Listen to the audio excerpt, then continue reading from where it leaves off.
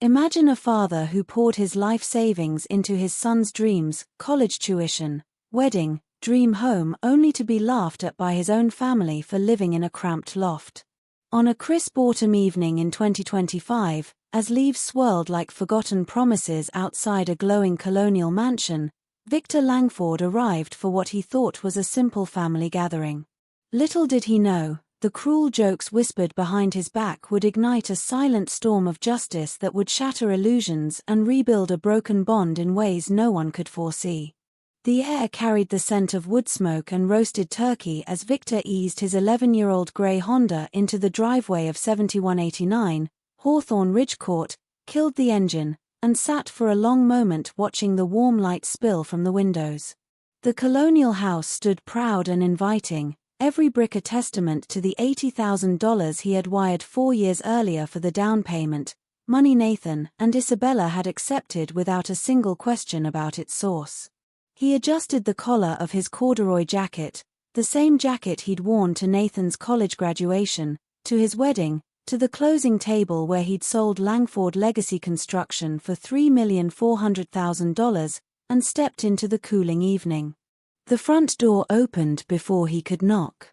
Isabella stood there in a sapphire velvet dress that likely cost more than Victor's monthly rent, her smile bright and practiced, the kind that never quite reached her eyes when she thought no one was looking. "Dad, you made it." She air-kissed his cheek, perfume sharp and vanilla-spiced, the scent of someone who believed presentation was currency. Nathan appeared behind her, loosening his tie, already on his second glass of Chardonnay, cheeks flushed with holiday cheer and the subtle arrogance of a man who believed his life was ascending in a straight, unbroken line. Come in, everyone's dying to see you." The vintage crystal chandelier in the dining room caught the light like 1,000 suspended stars, and Victor recognized it immediately. He had paid the invoice 4 years ago when Isabella insisted the original fixture looked outdated. 10 guests milled around the table, neighbors, Nathan's co-workers from Langford Legacy Construction, a couple who ran a boutique winery and never missed a chance to mention it.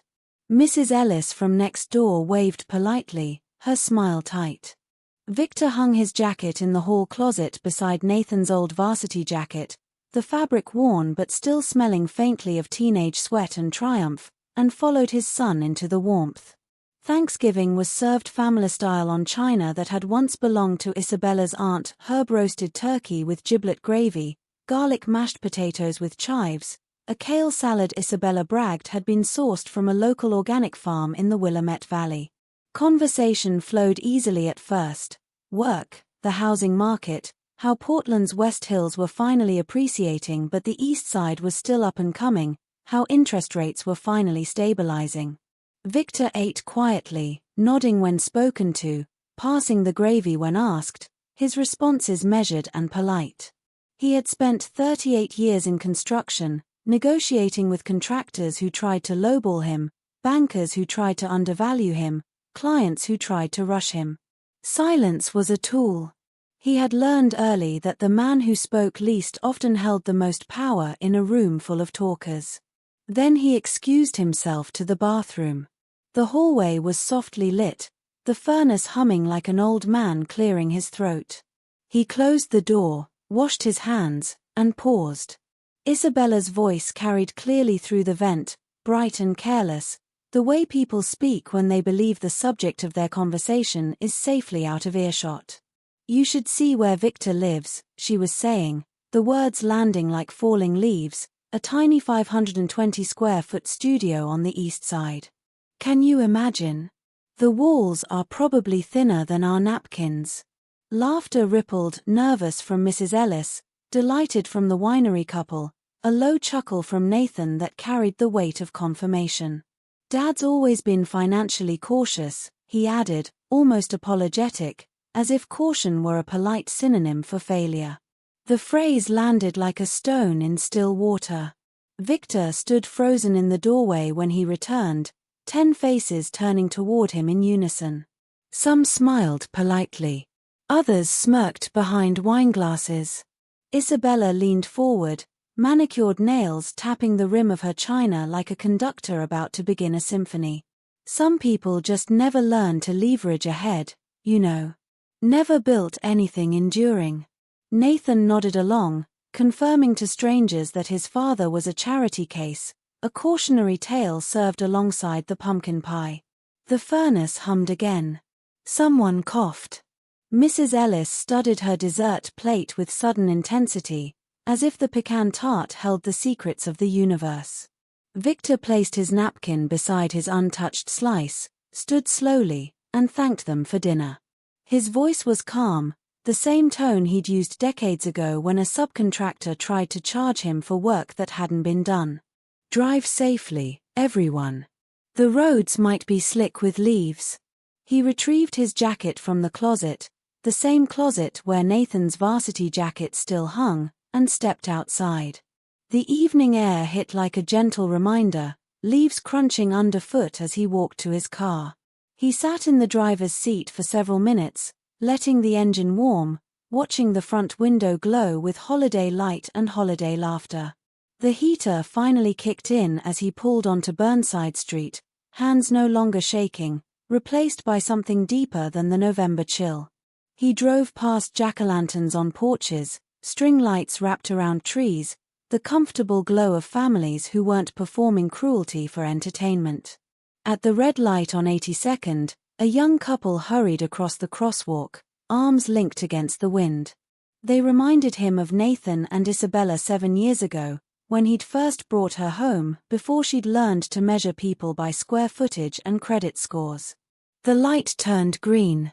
He passed the Moda Center where their wedding reception had cost him $38,000, where Isabella had complained the string quartet wasn't elevated enough for the photos. Some families just have different priorities, she told her mother, not quite whispering, as if Victor weren't standing 10 feet away holding the checkbook. $55,000 for Nathan's college tuition at Portland State. $80,000 for this house's down payment. $38,000 for the wedding. Another $25,000 for the honeymoon in Santorini. They had never asked where the money came from. They had simply cashed the checks and moved on, assuming their father's modest lifestyle was proof of modest means. His studio building appeared through the drizzle, a converted industrial space with good bones, close enough to downtown for convenience, quiet enough for thinking. He climbed the stairs to 5D, footsteps echoing in the stairwell. Mrs. Patel from 4C had left samosas outside his door again, wrapped in festive paper, a kind gesture from someone who knew nothing about his bank account and still treated him with dignity. Inside, he hung his jacket on the simple hook he'd installed himself for $10. The studio was exactly what Isabella had described, 520 square feet of practical living. A Murphy bed with a slight creak when folded down. A bistro table for two that wobbled if you leaned too hard on one side. Bookshelves lined with construction journals, biographies of men like Howard Schultz and Phil Knight, and a worn copy of Lao Tzu's Tao Te Ching with margins full of his own notes. Men who understood that true power wasn't about flashing wealth, it was about controlling information, timing, perception. He walked to the window overlooking the city. Portland spread out below, thousands of lights in thousands of homes where families were probably gathering without turning love into theater. Where sons didn't feed their fathers to strangers for amusement. The bank statements were in his bedside drawer, monthly reminders of what his practical lifestyle had cost him that night. Not money. Respect. Trust. The assumption that his own child wouldn't mock him publicly. He pulled out his phone and scrolled through contacts. Edward Morrow, his old banker at Pacific Northwest Bank. Laura Benson, his accountant who still sent birthday cards. Jonathan Hale, who'd bought Langford Legacy Construction and still sent Thanksgiving cards with photos of his growing family. People who knew what Victor Langford had actually built in his 68 years. But none of them were family. None of them were supposed to love him regardless of his address or bank balance. He set the phone on the nightstand and changed into comfortable clothes, flannel pants, an old Portland State sweatshirt Nathan had given him as a joke senior year. Tomorrow was Black Friday. Nathan and Isabella would probably spend it shopping for deals to maintain their lifestyle, never wondering if their joke had landed too hard. They thought they knew poor Victor Langford, the man who rented a tiny studio and lived paycheck to paycheck, who drove an 11-year-old car and bought his furniture secondhand. Tomorrow, he would start learning exactly who Nathan and Isabella Langford really were. 3 days later, on November 30th, he dialed Edward Morrow at exactly 10:30 a.m. Edward's voice carried the warmth of their 30-year banking relationship, the kind of warmth that came from decades of shared deals and mutual respect. They exchanged pleasantries about grandchildren. Edward's oldest was starting at Oregon State in the fall, and his wife's knitting club, which had apparently made scarves for the entire neighborhood. Then Victor steered toward business. "I'm concerned about my son's financial situation. Nathan, I wonder if you might have any insights." A pause. Edward had handled Langford Legacy Construction's banking for decades. He understood the weight of family financial discussions. "You know I can't give specifics, Victor. Privacy regulations and all." "Of course. I just want to help if needed, as a father." Another pause. "Longer this time. Let's just say concerns have been raised." "Recent concerns?" Victor gripped the phone tighter. "Would this be a temporary situation?" "Hard to say. There are timelines involved. Procedures that need to be followed." "What kind of timelines are we discussing?" "Victor, why don't we grab coffee? Corner table at Stumptown, say 11:30. Some things are better discussed in person." He arrived early, claiming a booth where conversation wouldn't carry. Edward looked older than his 72 years, retirement having softened his banker's precision into something more grandfatherly, his tie slightly askew, his glasses perched on the end of his nose. "Your son and daughter-in-law," he began, glancing around the cafe, "they're in a difficult position." Victor stirred his coffee methodically. "How difficult?" Edward lowered his voice.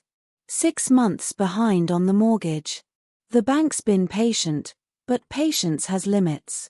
Victor's coffee grew cold as the full picture emerged, not through direct statements, Edward was too careful for that, but through careful implications and strategic silences. Nathan and Isabella had a $520,000 house with $475,000 remaining debt. They'd been missing payments since May.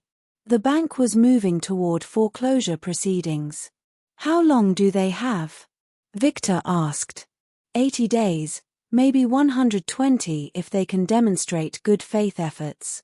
And if they couldn't? Edward's expression said everything: foreclosure auction, public humiliation, the end of their carefully constructed lifestyle. Victor thanked Edward and drove home through downtown Portland, taking a deliberate detour past Nathan's neighborhood. Their house sat pristine on its corner lot, landscaping immaculate despite the autumn leaves, 2 cars in the driveway, a Mercedes GLC and a new Audi Q5. Every detail screamed financial success. The disconnect was staggering. They were drowning while maintaining perfect appearances, living a lie so complete they'd convinced themselves it was truth. Back in his studio, he spread his notes across the bistro table. The timeline was clear. Thanksgiving humiliation on November 27th, foreclosure proceedings beginning sometime in April 2026. 3 to 4 months for them to find $22,000 in back payments plus ongoing obligations. Based on what he knew about Nathan's salary, around $98,000 a year, and Isabella's commission-based real estate work, that would be nearly impossible without help. Help they'd never ask for from their financially cautious father. He picked up his pen and wrote Langford Legacy Construction personnel issues on a fresh legal pad. When he'd sold to Jonathan Hale 4 years ago, he'd kept most of his management team. Carlos Rivera was still project director. Emily Chen still handled client relations. More importantly, They still respected the man who had built the company from nothing, a one-man operation in 1987 with a used van and a toolbox, into a $14 million a year firm by 2021. He dialed Carlos's direct line. "Carlos, it's Victor. How's the holiday season shaping up?" Carlos's voice lit up. "Victor, man, it's good to hear from you. Season's starting strong. We landed that riverfront condo project you pitched before the sale." They talked shop for 10 minutes, the easy rhythm of two construction professionals who'd weathered decades of challenging projects together. Then Victor shifted gears. "How's my son working out for you, Nathan?" The pause was subtle but telling. "Nathan's finding his rhythm," Carlos said carefully. "You know how it is with family and business. I hope he's not causing problems. I know how important team dynamics are. Nothing we can't handle, though there have been some expense account questions lately. Small stuff." Victor's pen moved across the legal pad automatically. "Nothing serious, I hope. Look, Victor, why don't we grab lunch? Catch up properly. I'm free Thursday around noon if you want to hit Screen Door." Thursday afternoon found them in a private booth at Screen Door, Carlos nursing a sweet tea while Victor stuck to black coffee. The lunch crowd had thinned, giving them space for serious conversation. "Nathan's competent," Carlos began carefully, "knows the technical side, understands project management basics, but he searched for diplomatic phrasing. Entitled, I guess. Acts like the rules don't apply to him." "What kind of rules?" "Expense reports mostly. Claiming personal meals as client entertainment. Using the company card for gas when he wasn't on company business. Small amounts, but it adds up." Carlos leaned forward, lowering his voice. "The bigger issue is attitude. He talks down to the crew, acts like he's doing us a favor by showing up. Last week, he told Lopez, a 25-year veteran, that his drywall technique was probably fine for apartments." Victor absorbed this information while Carlos continued. "We're looking at restructuring some positions in Q1. Market's shifting and we need people who fit the culture Jonathan is building." The implication hung in the air. Nathan's job security was already precarious. Victor drove home through the gathering dusk, rain beginning to mist his windshield. The pieces were falling into place with almost mathematical precision. Nathan and Isabella were hemorrhaging money they didn't have, living beyond their means while his job performance deteriorated. They'd created their own trap. He just needed to spring it. The irony wasn't lost on him. His son was creating problems at the very company he'd built and sold, giving him the perfect leverage he needed. Not through lies or manipulation, but by amplifying the consequences of choices he'd already made. Back home, he reviewed his notes one final time. Anonymous complaint about expense account discrepancies. Mention of attitude problems affecting crew morale. Nothing false, nothing fabricated, just truth delivered at precisely the right moment to people who could act on it. He pulled out his phone and scrolled to Langford Legacy Construction's main number. He dialed the compliance number from memory, a 24-hour hotline established during his final year as owner when corporate accountability became increasingly important. The phone rang twice before a professional voice answered. Langford Legacy Construction Compliance Line, this is Sarah. How can I help you? Good evening. I need to report a concern about expense account irregularities. I'll be happy to take your report. Could you provide some details about the nature of your concern? He kept his voice measured, factual. I've observed patterns over several months involving unauthorized personal expenses being charged to company accounts. Can you identify the employee involved?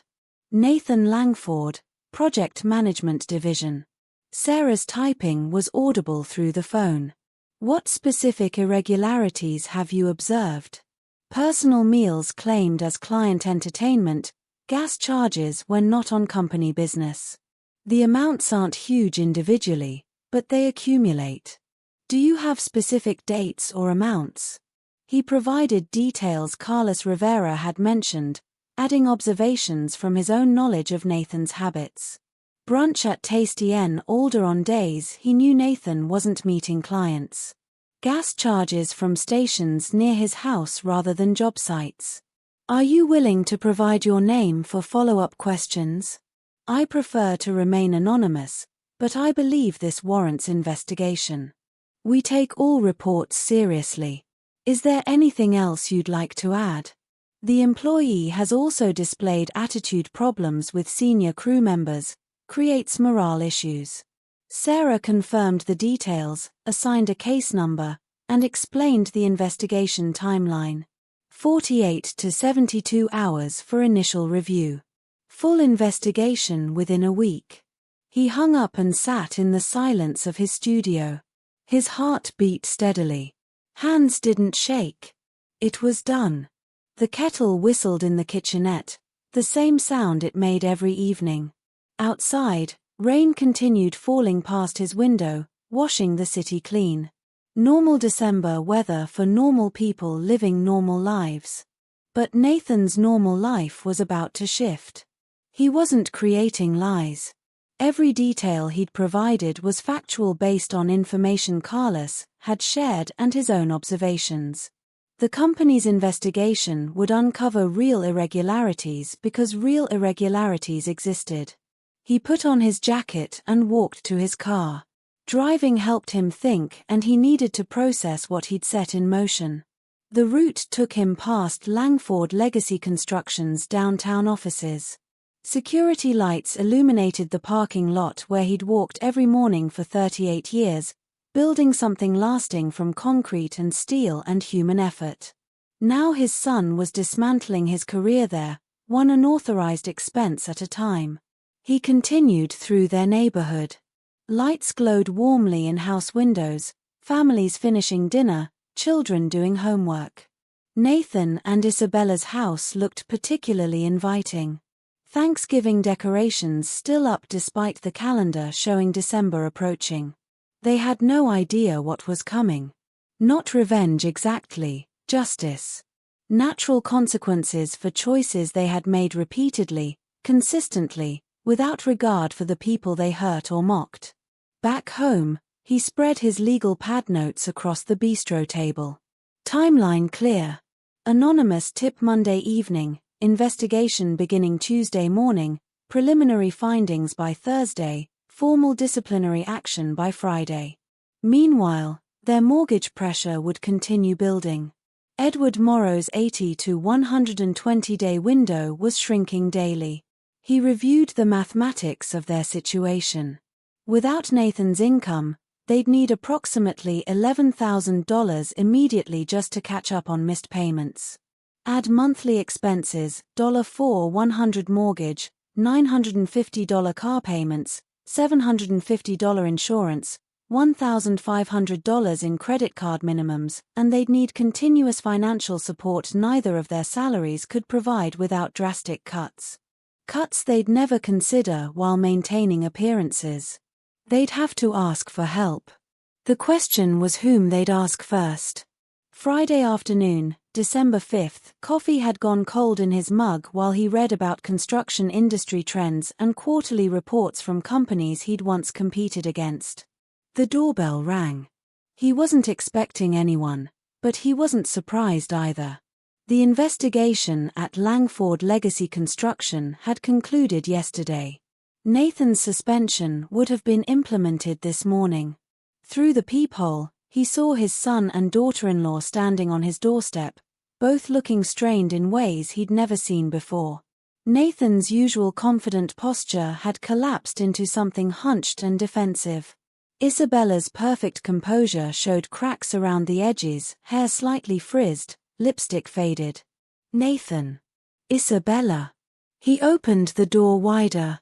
What brings you here? Hey, Dad. Nathan's voice carried exhaustion. Could we come in? We need to talk. He stepped aside, gesturing toward his modest living area. They settled onto the Murphy bed while he took his usual folding chair, noting how they glanced around the studio, probably remembering their Thanksgiving commentary about his humble accommodations. "Dad, something happened at work." Nathan began slowly, as if the words physically hurt. "There was an investigation about my expense reports." Victor leaned forward with appropriate concern. "What kind of investigation?" "They found discrepancies, personal charges I'd accidentally put on the company card, meals that weren't actually client meetings." "It was honest mistakes," Isabella interrupted, her voice tight. "But they suspended him without pay." "Oh no," Victor kept his expression neutral, fatherly. "How serious is this?" "They're treating it like deliberate fraud," Nathan said, running hands through his hair. "I don't understand how they even found these things. Someone must have reported me." Victor nodded sympathetically. "These companies have strict policies." "What's the timeline for resolution?" 2 weeks minimum for the formal review process," Isabella answered. "Maybe longer if they decide to involve outside auditors." Nathan shifted uncomfortably. "Dad, we wouldn't normally ask, but we're in a tight spot financially. The mortgage payments have been challenging lately, and now with no income, here it comes. We were wondering," Isabella's pride clearly battled her desperation, "if you might be able to help us out temporarily, just until this work situation gets resolved." "What kind of help?" "Money," Nathan said bluntly. "A loan, maybe $11,000, just to cover the mortgage and basic expenses until I'm back at work." Victor sat back in his chair, appearing to consider their request carefully. $11,000. Exactly what Edward Morrow had indicated they needed for their back payments. "That's a significant amount," he said. "We know it's a lot to ask," Isabella added quickly, though her tone suggested she still viewed him as their last, least promising option. "Even part of that would help." He looked between them, noting how their desperation made them forget their Thanksgiving performance. "No jokes about his financial limitations now. Isabella," he said gently, "didn't you mention at Thanksgiving that I couldn't even afford a decent place?" Her face flushed crimson. I didn't mean, and Nathan, you said I was financially cautious." "Those were your exact words." Nathan's jaw tightened. "Dad, that's not fair. We're in a crisis here." Victor stood slowly, walking to his small kitchenette window. "I appreciate that you thought of me, but I'm living on a tight budget myself. Social Security, small savings, barely enough to manage my own expenses." "But surely you have something," Isabella pressed. "Some emergency fund." He turned back to face them.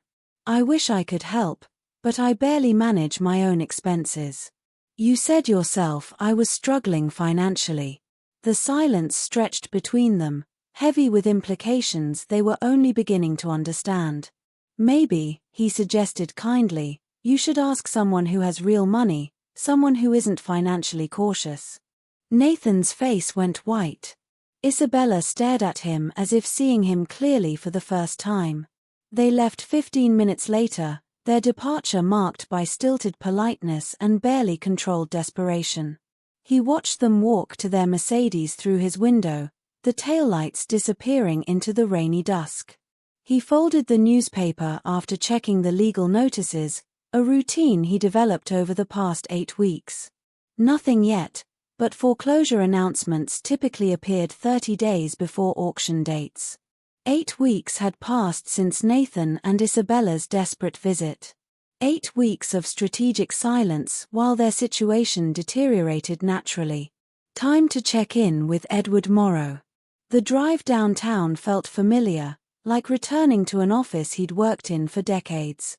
Pacific Northwest Bank occupied the same building where he'd conducted Langford legacy construction business for 30 years. Some patterns never changed. Edward's assistant ushered him into his office where he greeted him with a sympathetic expression of someone delivering difficult news. "Victor, I thought you should know about the auction date." He settled into the chair across from his desk. Auction. May 15, 2026. Courthouse steps 10 a.m. sharp. Your son's property. The words hung in the air like mist from the Willamette. 8 weeks of waiting and the timeline was finally crystallizing. How does that process work exactly? Edward explained the procedures with professional thoroughness. Registration required by 9 a.m. Certified funds mandatory for serious bidders. Minimum bid starting at $415,000 due to outstanding mortgage balance plus legal costs. If you wanted to help them, Edward added carefully, you'd need to register as a bidder yourself. Family members can participate. Victor absorbed this information while maintaining appropriate paternal concern. What exactly does the registration process involve? Proof of funds, valid identification, bidder number assignment. Pretty straightforward if you have the resources. After thanking Edward, he drove to the Multnomah County Courthouse. The building stood solid and imposing against the February sky, its steps worn smooth by decades of legal proceedings. In 12 weeks, those steps would host the auction that would complete his son's education in consequences. He walked the perimeter, noting parking availability, sight lines, logistics. Other foreclosure auctions happened monthly. He observed one in progress, studying the crowd dynamics, bidding procedures, winner announcement protocols. Standing where his son's house would be auctioned, he felt the satisfying weight of perfect timing aligning with careful planning. Back home, he opened his laptop and navigated to Oregon's business registration portal. Cascade Peak Ventures LLC. The name felt appropriate, a nod to his surname while maintaining professional distance from personal motivations. The formation process appeared straightforward: articles of incorporation, registered agent designation, business address, establishment.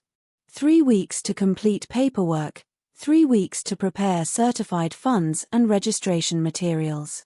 He spread his legal pad across the bistro table, creating timeline charts and preparation checklists: business bank account opening, certified funds procurement, auction registration procedures, contingency planning for competitive bidding scenarios.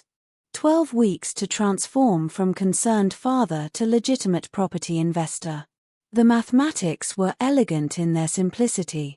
Victor Langford couldn't afford to help his struggling son, but Cascade Peak Ventures LLC could acquire distressed properties at below market value through foreclosure auctions. Perfectly legal, perfectly logical, perfect justice. He reached for his phone to call Attorney Franklin about LLC formation procedures. The next 12 weeks passed with the precision of a well-managed construction project. Week 1 to 3, LLC paperwork filed, business address registered to a virtual office downtown, EIN obtained.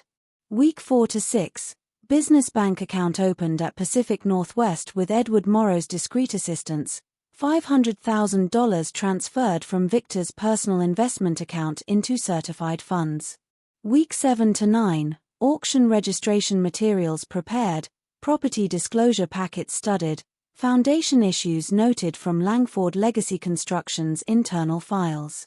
Week 10 to 12, final logistics review, professional attire selected, emotional preparation completed. 48 hours before the auction, he sat in a rental car registered to Cascade Peak Ventures, watching Nathan and Isabella pack their belongings into cardboard boxes. Nathan emerged from the house carrying a bookshelf Victor had helped them buy 4 years ago.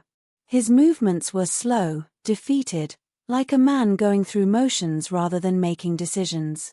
Behind him, Isabella directed the placement of boxes into a moving truck with mechanical efficiency.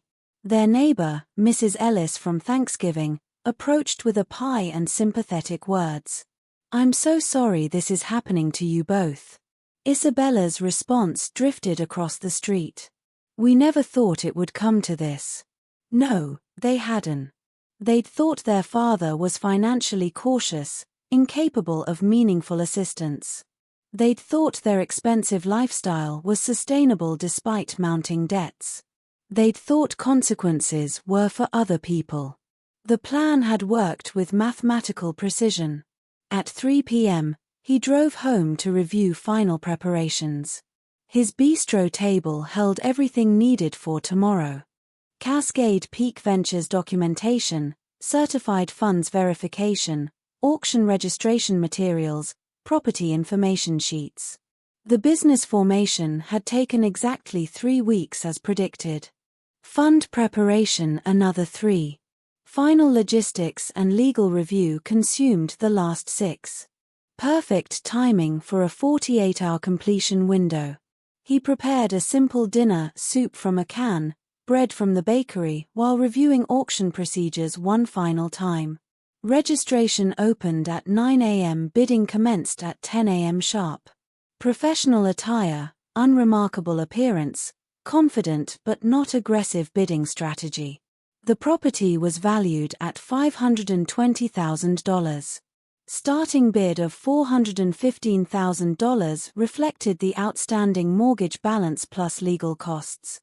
With minimal competition likely, most foreclosure auctions attracted few serious bidders. He anticipated acquiring the property for significantly below market value.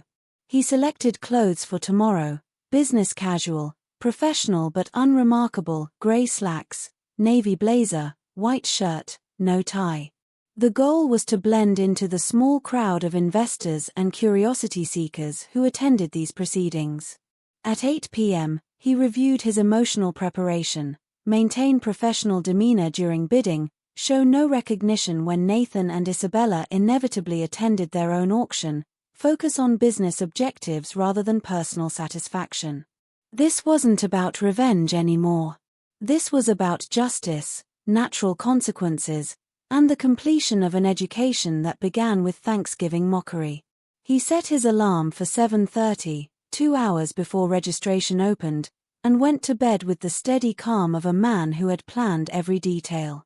May 15, 2026 dawned bright and warm, the spring sun already promising summer.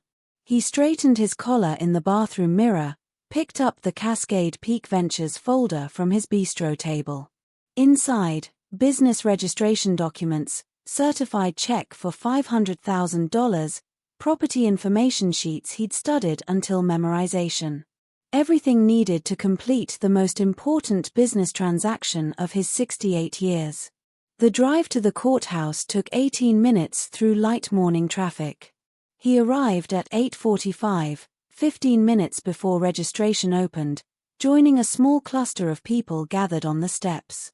5 others besides himself, a house flipper he recognized from previous auctions, a middle-aged woman who looked like a neighbor, a younger man in an expensive suit representing some investment group, an older couple whispering about portfolio diversification, and a lone investor with a clipboard.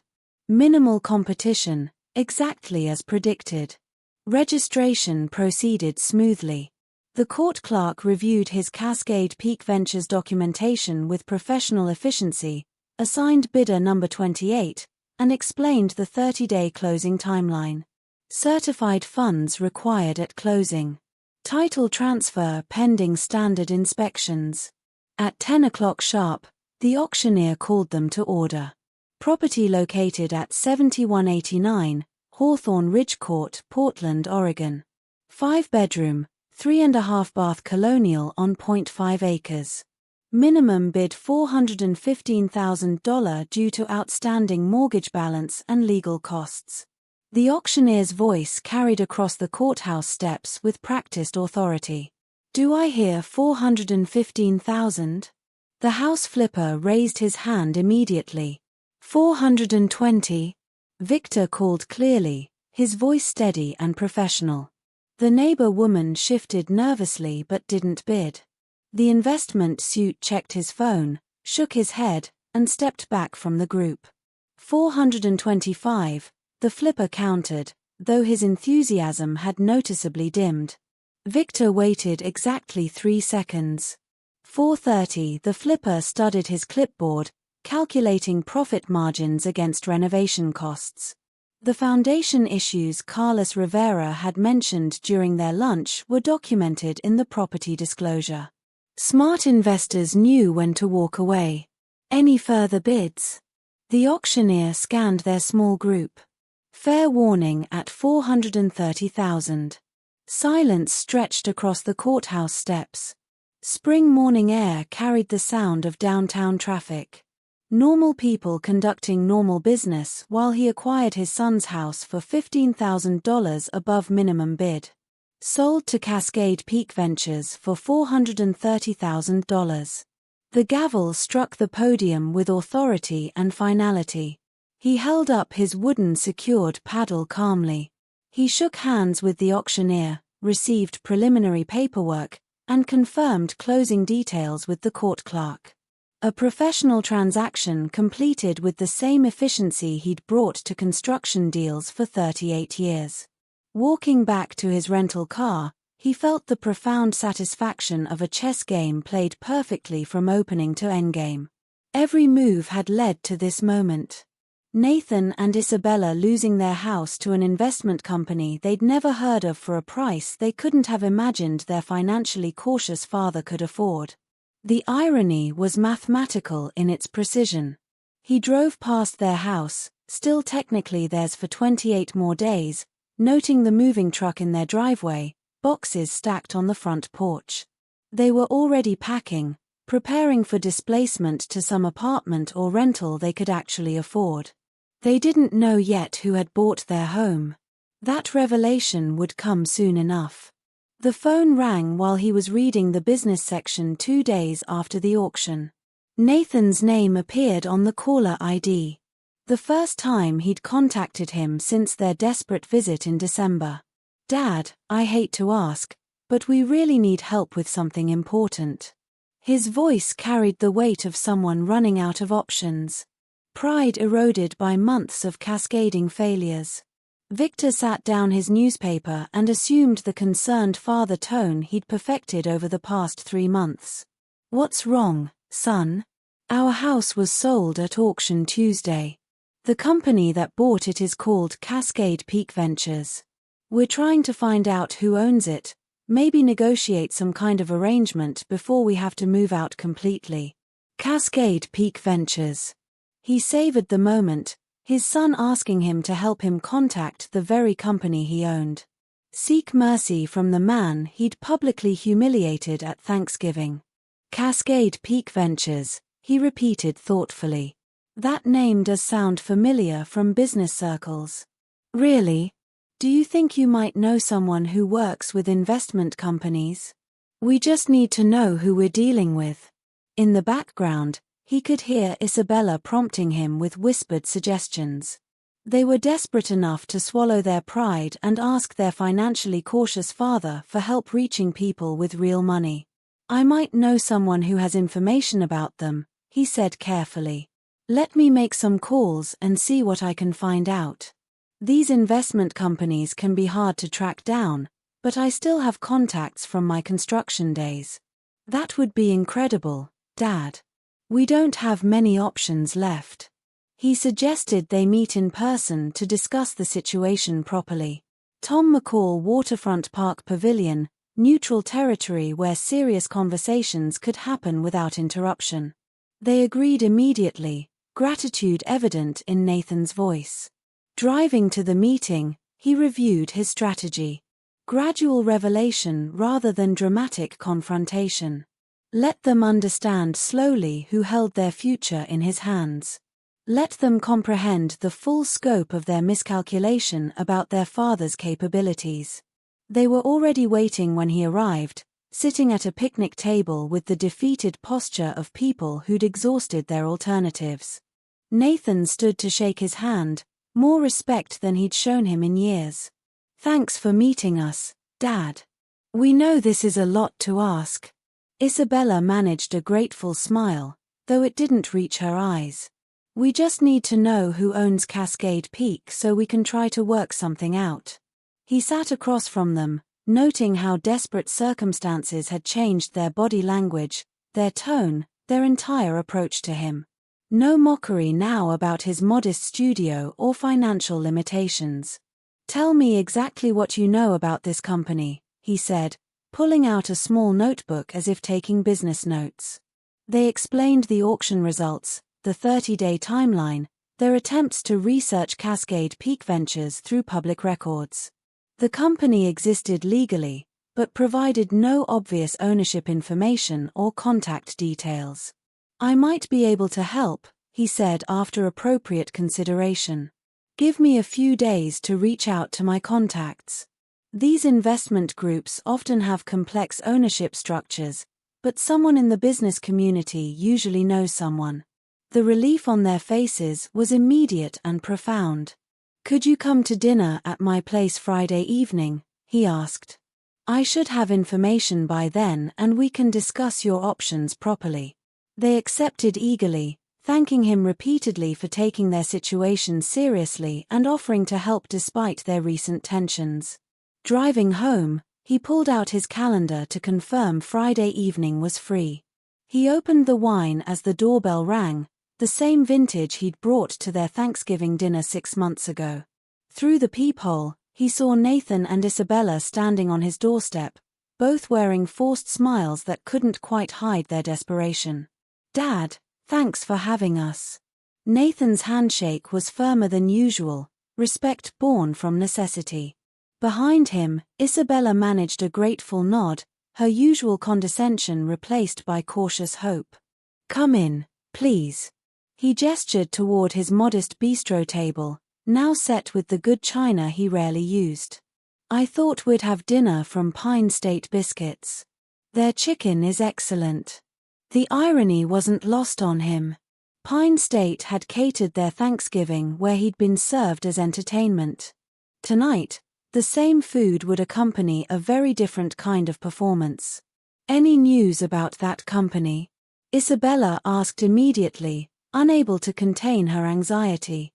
"Let's eat first," he said, pouring wine into 3 glasses. "Then we'll talk business properly."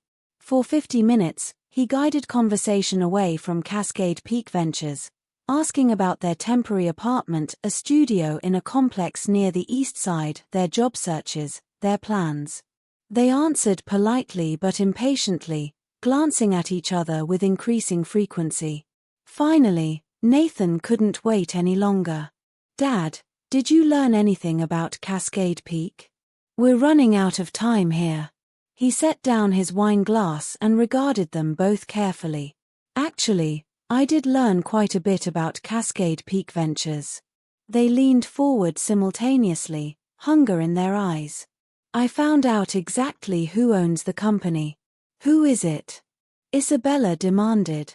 "Can we contact them? Are they reasonable people?" He folded his napkin slowly, savoring this moment he'd planned for 3 months. "You're looking at him." Silence, confused glances between them. "What do you mean?" Nathan asked. "I am Cascade Peak Ventures. I bought your house at the auction." The words hung in the air like the last note of a symphony. Nathan's face went white.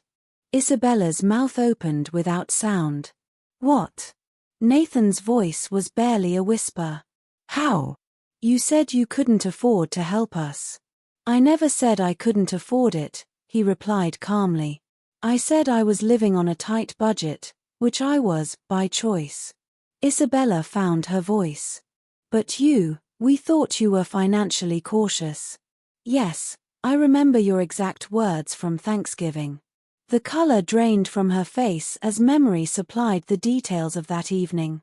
Every cruel joke, every condescending comment, every moment they had used his life as their entertainment.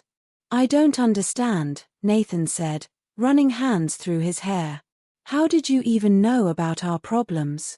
"The anonymous tip about your expense accounts at Langford Legacy Construction?" "That was me." His jaw dropped. "You got me suspended. You got yourself suspended by falsifying expense reports.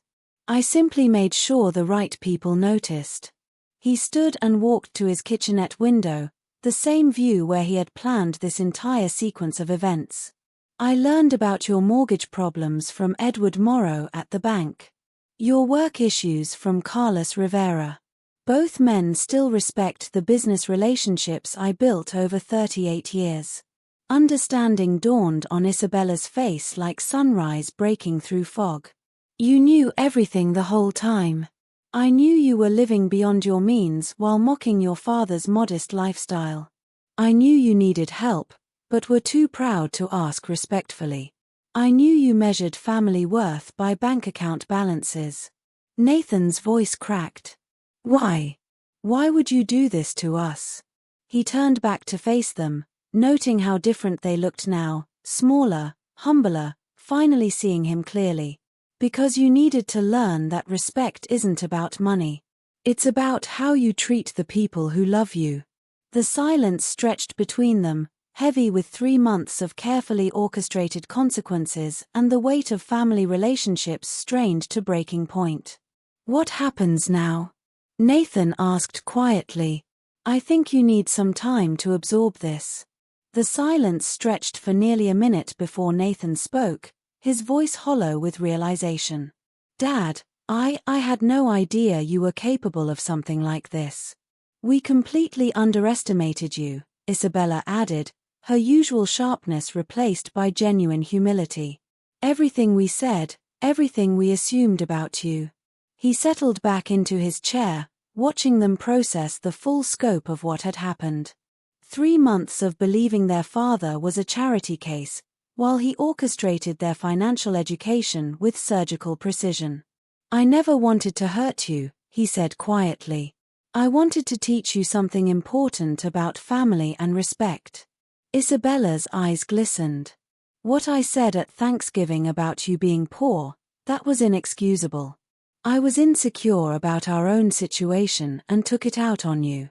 We both treated you terribly, Nathan added, reaching for his wife's hand. You've helped us so many times over the years, college, the wedding, the house down payment, and we repaid you by making you the butt of jokes.